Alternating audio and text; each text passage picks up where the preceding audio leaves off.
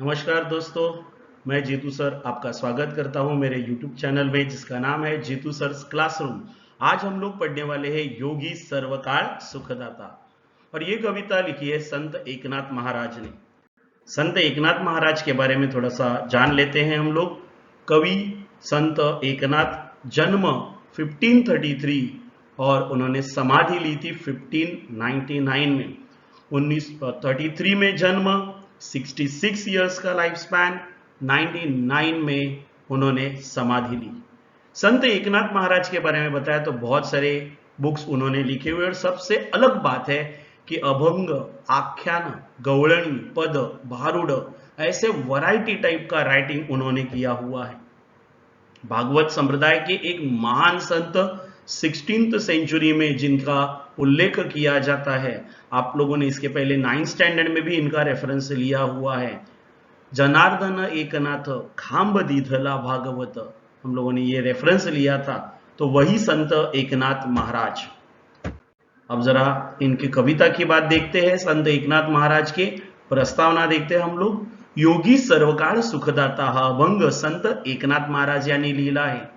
या अभंगामध्ये सांगितलं काय आहे, इस अभंग में क्या बताया है, तो इस अभंग में बताया है योगी पुरुष आणि पानी यांची तुलना, योगी पुरुष और पानी की कंपैरिजन की है। और इन दोनों में कौन श्रेष्ठ है? ऑब्वियसली योगी पुरुष। योगी पुरुष हा पाण्यापेक्षाही श्रेष्ठ आहे, हे विविध उदाहरणांतून, अलग अलग एग्जाम्पल के माध्यम से उन्होंने इस अभंग में बताया हुआ है। तो चलो देखते हैं दोस्तों, संत एकनाथ योगी पुरुष हा पाण्यापेक्षा कसा श्रेष्ठ है ते सांगतायत। तो पहली दो लाइन्स हम लोग देखते हैं। जेवी चंद्र किरण चकोरांसी, पांखोवा जीवी पीलियांशी, जीवन जैसे का जीवांसी, तेवी सर्वांसी मृदुत्व। जेवी म्हणजे ज्याप्रमाणे, चकोर एक ऐसा पक्षी है, इमेजिनरी बर्ड, जो चंद्र की किरणें पीकर जीता है, ऐसा कहा जाता है। पांखोवा पक्षिणीचे पंख। जीवन, यहां पे दोस्तों इसका मीनिंग है पानी, अदरवाइज जीवन का मीनिंग होता है आयुष्य, लाइफ, बट यहां पे इसका मीनिंग है वॉटर। जीव म्हणजे सजीव, तेवी म्हणजे लाइक दैट, त्याप्रमाणे, मृदुत्व म्हणजे कोमलता। तो देखते इस दो लाइन में क्या कहना चाहते हैं संत एकनाथ महाराज। संत एकनाथ महाराज ने एकदम सिंपल शब्दों में कहा है, जेवी चंद्र किरण चकोरांशी, योगी पुरुष हा पाण्यापेक्षाही श्रेष्ठ आहे। मग योगी पुरुषाचे महानपण सांगताना संत एकनाथ महाराज म्हणतात कि जो आत्मा को परमात्मा से जोड़ता है उसे कहा जाता है योगी। और अपनी बात को एक्सप्लेन करते उन्होंने कहा है कि जिस प्रकार से चकोर पक्षी चांद की किरणें पीकर जीता है, तो उसके लिए चांद की किरणें उसका जीवन होती है। बरोबर है ना? चांद की किरणें ही चकोर पक्षी के लिए जीवन है। पांखोवा जीवी पीलियांसी, आप इस चित्र में देख सकते हो कि वो पक्षिणी ने अपने दोनों बछड़ों को, अपने दोनों पिल्लों को अपने पंख के नीचे छुपा लिया है। तो इन बच्चों के लिए अपने माता के ये पंख मतलब ही एक जीवन है। समझ में आया ना की पक्षिणी आपल्या मायेची ऊब आपल्या पिल्लांना देते, पिल्लांना पक्षिणीचे पंख सुरक्षित ठेवतात, एक सुकून उनके पंखों से मिलता है, तो वो भी उनके लिए एक जीवन है। जीवन जैसे का जीवांसी, दोस्तों पानी के बिना जीवन इम्पॉसिबल है। पाणी हे पृथ्वीवरील सर्व सजीवांचे जीवन असते, बिना पानी के लाइफ की कल्पना ही नहीं की जा सकती। जीवन जैसे का जीवांसी, जीवन हे जीवांसाठी अत्यंत महत्वपूर्ण असतं, एकदम इंपॉर्टंट होता है। वैसे ही तेवी सर्वांशी मृदुत्व, योगी पुरुष का भी अस्तित्व सबके लिए बहुत ही जरूरी होता है। जीवन जैसे सारे जीवों को सुख देता है, वैसे ही योगी पुरुष सबसे प्यार से, अच्छे तरह से पेश आकर उन सब को सुख देते हैं। तेवी सर्वांशी मृदुत्व, योगी पुरुषाचे वागणे प्रेमाचे आणि मृदुत्वाचे असते। योगी पुरुष अपने ज्ञान के पंख के नीचे सारे तमाम स्टूडेंट्स को एक ज्ञान का सुकून देता है और हमारा जीवन सुख समाधान से भर देता है। अब आगे की दो लाइन देखते हैं दोस्तों, ये एकदम सिंपल है। जड़ मतलब पानी, क्षाळी मतलब धो देना, मळ मतलब घाण डट, योगिया म्हणजे योगी पुरुष, सबाह्य आतून आणि बाहेरून, निर्मळ म्हणजे स्वच्छ, उदक अगेन पानी। दोस्तों यहाँ पे दो शब्द आए, जड़ और उदक, दोनों का मीनिंग है पानी। सुखी म्हणजे आनंदी समाधानी, आणि सर्व काळ म्हणजे नेहमी ऑलवेज। जळ वरीवरी क्षाळी मळ, योगिया सबाह्य करी निर्मळ। योगी पुरुष हा पाण्यापेक्षा कसा श्रेष्ठ है, हे सांगताना संत एकनाथ महाराज म्हणतात कि देखो पानी शरीर के ऊपर का मैल धो देता है, पानी शरीर को ऊपर ऊपर से धो देता है। आज नहाए तुम, वापस कल नहाना पड़ेगा, ऐसा तो नहीं ना महीना भर अभी नहीं नहाऊंगा सर, हो गया अभी एक महीने का कोटा पूरा। अरे एक महीने के बाद तो नहाना पड़ेगा ना, कालांतराने शरीर पुनः अशुद्ध होते। बट योगी पुरुष के संपर्क में आने वाले का मन शुद्ध हो जाता है, और वो शुद्धता होती है फॉरएवर। योगी पुरुषाच्या सहवासाने शरीर आणि मन दोन्हीही शुद्ध होतात। मन के बुरे विचार हमेशा हमेशा के लिए मिट जाते हैं दोस्तों, और मन अंदर और बाहर से पवित्र हो जाता है। टाइम बिंग नहीं, थोड़े समय के लिए नहीं, तो परमनंटली। ही शुद्धी क्षणिक नसते, तर ती परमनंट असते। पाण्याने होणारी शुद्धि ही थोड्या वेळासाठी असते, पानी से होने वाली शुद्धि टाइम बिंग रहती है, एक समय के लिए मर्यादित रहती है। बट योगी सर्व काळ सुखदाता, उदक सुखी करी एक वेळ, योगी सर्व काळ सुखदाता। योगी पुरुष हमेशा हमेशा के लिए चिरकाल वाला सुख देता है। दोस्तों आगे बढ़ते हैं थर्ड स्लाइड की तरफ। उदकाचे सुखते किती, सवेंची क्षणी तृषिते होती। सवेंची म्हणजे लगेच ताबडतोब, क्षण म्हणजे पल, अगला पल, नेक्स्ट सेकंड। तृषित म्हणजे तहानलेला, स्वानंद तृप्ति कायम टिकणारा आनंद। विकृति यहां पे उसका मीनिंग है बिगाड़, विकृति का यहां मीनिंग आ रहा है बिगाड़। तो क्या कहा है देखिए, संत एकनाथ महाराज म्हणतात पाण्याने मिळणारे सुख हे क्षणिक असते, मर्यादित असते। अभी मैंने कहा दोस्तों, पानी से मिलने वाला सुख ये टाइम बिंग रहता है। बहुत प्यासा व्यक्ति पानी जब पीता है तो थोड़े पल के लिए उसे समाधान मिलता है, मगर ये समाधान दोस्तों टाइम बिंग रहता है, थोड़े पल के लिए रहता है। बरोबर है ना। आप अभी थोड़ी देर पहले प्यास लगी, आपने पानी पी लिया, दोबारा प्यास लगेगी, परमनंट सैटिस्फैक्शन नहीं मिलेगा। योगिया दे स्वानंद तृप्ति, योगी पुरुष आपल्याला स्वानंद तृप्ति देतो, एक परमनंट आनंद, परमनंट समाधान देतो। योगी पुरुष जो ज्ञान देता है, उस ज्ञान से मिलने वाली खुशी ये प्योर रहती है, किसी भी प्रकार का कोई मिलावट उसमें नहीं होता। और यही स्वानंद तृप्ति हर एक के जीवन का मकसद होता है। योगी पुरुष ये स्वानंद तृप्ति हमें आसानी से प्राप्त करवा के दे देता है। योगी पुरुषाच्या सहवासामुळे ही स्वानंद तृप्ति आपल्याला सहज प्राप्त होते। ओके, तो आगे बढ़ते हैं दोस्तों। उदकाची जे मधुरता, ते रसने सीची तत्वता, योगियांचे गोडपण पाहता, होय निवविता सर्वेंद्रिया। एकदम आसान, मधुरता म्हणजे गोडवा, मिठास। रसना, ये वो रसना मतलब वो कोल्ड ड्रिंक वाला रसना नहीं है, रसना म्हणजे जीभ। निवणे म्हणजे संतुष्ट करणे, शांत करणे। आणि सर्वेंद्रिया, सर्व इंद्रियांना, ऑल सेंसेस। तो देखते क्या कहा है यहां पे संत एकनाथ महाराज जी ने, समझ लेते इन बातों को। उदकाची जे मधुरता, ते रसने सीची तत्वता। देखो दोस्तों, हमें 5 सेंसेस होते, 5, कोई कोई लोगों को 6 होते हैं और कोई लोग नॉन सेंस भी होते हैं, है ना। तो उदकाची जे मधुरता, ते रसने सीची तत्वता। उदक मतलब पानी, पानी का स्वीटनेस केवल अपने टंग तक मर्यादित रहता है। योगी पुरुषाचे महानपण सांगताना संत एकनाथ महाराज म्हणतात, पाण्याचा गोडवा जिभेपर्यंत असतो, समझा ना, पानी की मिठास ही अपने जुबान तक मर्यादित रहती आहे, परंतु योगी पुरुषाच्या सहवासाने मिळालेलं माधुर्य माणसाच्या सर्व इंद्रियांना संतुष्ट करते. देखो दोस्तों, जो ज्ञान से मिलने वाला खुशी होता है, ज्ञान से मिलने वाली मधुरता होती है, वो केवल एक सेंस को समाधानी नहीं करती, तो सारे सेंसेस को वो सुख देती है. योगियांचे गोडपण पाहता होय निवविता सर्वेंद्रिया.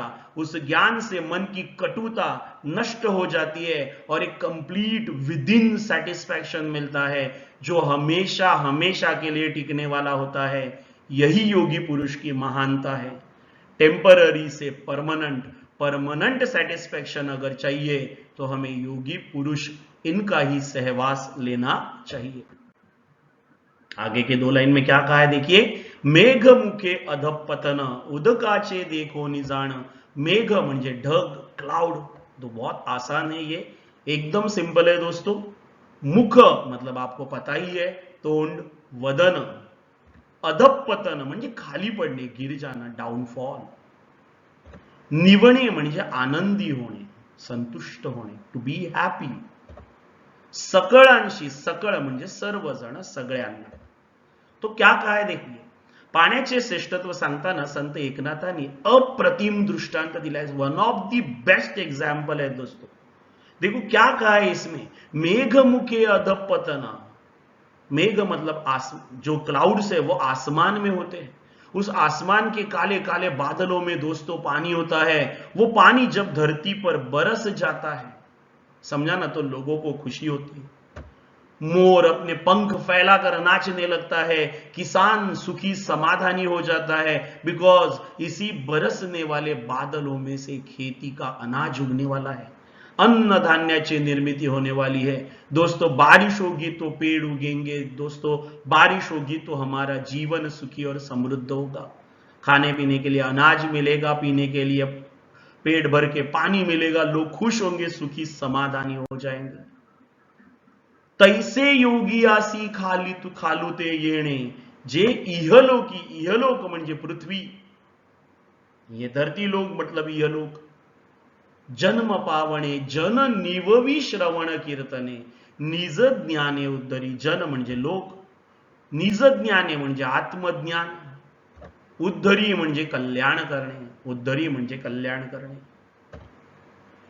तो जैसे आसमान में बसे हुए बादल, उसके अंदर छुपा हुआ पानी धरती पर बरसता है, अपने आप को मिटा देता है, लोगों के जीवन में खुशहाली लाता है, उसी प्रकार योगी पुरुष, जो स्वर्ग में रहने वाले योगी पुरुषों की महान आत्मा, तैसे योगियासी खालुते येणे, जे इहलोकी जन्म पावणे. आत्मा को परमात्मा से जोड़ने वाला योगी कितना श्रेष्ठ है, ये वो संत एकनाथ महाराज यहां पे बताते हैं कि जिस प्रकार बादलों के मुख से धरती पर बरसने वाला पानी धरती पर अन्न धान्य निर्माण करके लोगों को सुखी करता है, उसी प्रकार लोगों के सुख के लिए, लोगों के खुशी के लिए स्वर्ग में रहने वाले वो डिवाइन आत्मा धरती पर जन्म लेते हैं. इहलोकी जन्म पावने, स्वर्ग लोक से वो धरती पर जन्म लेते हैं, अपने ज्ञान के सपोर्ट में, अपने ज्ञान के माध्यम से, अपने ज्ञान के माध्यम से वो लोगों का उद्धार करते, उन्हें अपलिफ्ट करते हैं आणि आपल्या भजनातून, कीर्तनातून ज्ञान देऊन ते सर्व लोकांना सुखी आणि समाधानी करतात. ठीक है, वो सारे लोगों को सुख और समाधान देते हैं. तो इस प्रकार से यह अभंग यहां पर खत्म हो गया दोस्तों. उम्मीद करता हूं कि यह अभंग आपको अच्छी तरह से समझ में आ गया होगा. अब देख लेते हैं तुरंत क्वेश्चन आंसर सेशन, जिससे यह बात क्लियर हो जाएगी. चकोराला हे हवे असते, ऑब्वियसली चंद्र किरण हवे असतात चकोराला. पिल्लांना हे हवे असते, काय हवे असते, पक्षिणीचे पंख म्हणजेच पांखोवा. आणि जीवांना काय हवे असते, ऑब्वियसली जीवन म्हणजेच पाणी हवे असते. अब कुछ सवालों के जवाब. चंद्र किरण पिऊन जगणारा पक्षी, जी हां एब्सोल्युटली राइट, चकोर पक्षी. चिरकाल टिकणारा आनंद, अभी हम लोगों ने देखा था चिरकाल टिकणारा आनंद, यस एब्सोल्युटली स्वानंद तृप्ति. व्यक्तीला सदैव सुख देणारा कोण आहे? ऑब्वियसली योगी. पाण्याचे अधपतन यातून होते. पानी इसमें से बरसता है. अधपतन मतलब डाउनफॉल हो जाना. यस, ऑब्वियसली मेघ नाही दोस्तों, मेघ मुख, ढगांच्या मुखातून. श्रवण कीर्तनाने योगी यांना शांत करतो. यस, सामने आपके स्क्रीन पर दिख रहा है दोस्तों, लास्ट लाइन में जन निववी श्रवण कीर्तने. जन म्हणजे लोकांना. पाण्याची गोडी हिला सुख देते. पानी की मिठास इसे सुख देती है. ऑब्वियसली पानी की मिठास जबान तक मर्यादित रहती है, जीवेला सुख देते हैं. अब हम लोग देखते हैं क्रिटिकल एप्रिसिएशन ऑफ पोएम. दोस्तों जैसे मैं आपको बता रहा हूं, लाल कलर वाले जो 2 क्वेश्चन है वो कंपलसरी है, और ग्रीन कलर वाले जो 4 क्वेश्चन है उसमें से कोई भी 3 क्वेश्चन आप लोगों को पूछे जाएंगे, और इसमें से पूछे जाने वाले सवालों का सही जवाब देने वाले के लिए मिलेंगे 3 क्वेश्चन के लिए 6, और पहले वाले 2 क्वेश्चन के लिए 2 मार्क. बहुत आसान है दोस्तों, ये बार बार मैं बताते जा रहा हूं आप लोगों को, ध्यान रखिए इसे. अब सबसे पहला सवाल कवितेचे कवी, एकदम सबसे आसान. यस, एब्सोल्युटली संत एकनाथ महाराज है. मैंने पूरे लाइन में लिखा हुआ है. कवितेचा विषय योगी पुरुषाचे समाजातील सामाजिक कार्य, सोशल वर्क पटवून देणारा, त्याचे श्रेष्ठत्व सांगणारा हा योगी सर्वकाळ सुखदाता हा एक सुंदर अभंग आहे. बरोबर आहे ना. या कवितेमध्ये विषय काय आहे, तर योगी पुरुषाचे महानपण त्यांनी पटवून दिलेले आहे. कवितेतून मिळणारा संदेश, संत एकनाथांनी योगी सर्वकाळ सुखदाता या अभंगात योगी पुरुष आणि पाणी याची तुलना केलेली आहे. त्यांचं कॉन्ट्रीब्युशन दाखवले, उनका समाज में कॉन्ट्रीब्युशन दिखाया है. पाणी आणि योगी पुरुष आपापल्या परीने समाजासाठी योग्य आणि सामाजिक कार्य करत असतात. पाणी और योगी पुरुष दोनों समाज के लिए कार्य करते रहते. आपल्याला त्यांच्यासारखे समाज उपयोगी कार्य करायला नाही जमले तरी निदान योगी पुरुषांनी दाखवलेल्या सन्मार्गावरून आपण गेलं पाहिजे व आपल्या जीवनाचं कल्याण करून घेतलं पाहिजे, असा संदेश आपल्याला या कवितेतून मिळतो. योगी पुरुषों ने बताए हुए रास्ते पर हमें जाने का अगर मौका नहीं मिला तो एटलीस्ट हम उनके जो गाइडेंस है उनको फॉलो करें और अपने जीवन का कल्याण कर ले. यहां पे ये उन्होंने कहा है. अब आगे बताया गया है दोस्तों कविता आवड़ने कारण. जैसे मैंने बताया कविता आपको अच्छी ही लगनी चाहिए, बिकॉज अच्छी नहीं लगेगी तो अच्छी न लगने के ढेर सारे कारण आपको बताने होंगे. ये कविता मुझे अच्छी लगने का कारण है चंद्र किरण, चकोर, पांखोवा, पिल्ले, जीवन आणि जीव या उदाहरणातून अप्रतिम वापरातून मनातील भाव समर्पकरित्या स्पष्ट केला है. देखो दोस्तों, यहाँ पे संत एकनाथ महाराज ने जो एग्जाम्पल लिए हैं वो बहुत ही चुनिंदा एग्जाम्पल्स है और डे टू डे लाइफ से कनेक्टेड एग्जाम्पल्स है, इसीलिए वो तुरंत समझ में आ जाते हैं. इसीलिए ये अभंग सीधे दिल को छू लेता है. मेघ का एक रूपक यूज करके योगी पुरुषाचे खालुते येणे ही एकनाथ महाराजांनी योजलेली एक कल्पना है. योगी पुरुष को एक सिंबॉलिकली, मतलब मेघ को सिंबॉलिकली यूज करके योगी पुरुष का धरती पर जन्म लेना, ये बात उन्होंने बहुत ब्यूटीफुली एक्सप्लेन की है. कवितेचा ओळींचा अर्थ. देखो दोस्तों, कोई भी 2 लाइन का मीनिंग आप अपने हिसाब से दे सकते हो. मैंने ये 2 लाइन का मीनिंग दिया है जिसको मैंने ऑलरेडी एक्सप्लेन किया था. उदकाची जे मधुरता ते रसने सीची तत्वता, योगी यांचे गोडपण पाहता होय निवविता सर्वेंद्रिया. पाण्याचा गोडवा हा जिभेपर्यंत मर्यादित असतो, पण योगी पुरुषाचा गोडवा म्हणजेच त्याचे वागणे हे सर्व इंद्रियांना म्हणजेच पूर्ण मानवाच्या जीवनाला सुख देऊन जाते. एंड लास्ट दोस्तों, कवितेतील शब्दांचा अर्थ. कोई भी 4 शब्द पूछे जाएंगे, एखाद एक्स्ट्रा है यहाँ पे. उदक म्हणजे पाणी, पांखोवा म्हणजे पक्षिणीचे पंख, निर्मळ म्हणजे स्वच्छ, तृप्ति म्हणजे समाधान, जन म्हणजे लोक. तो दोस्तों इसी के साथ समय आ गया है जय हिंद कहने का. दोबारा नए वीडियोस के साथ दोबारा मिलेंगे दोस्तों. आज के लिए जय हिंद.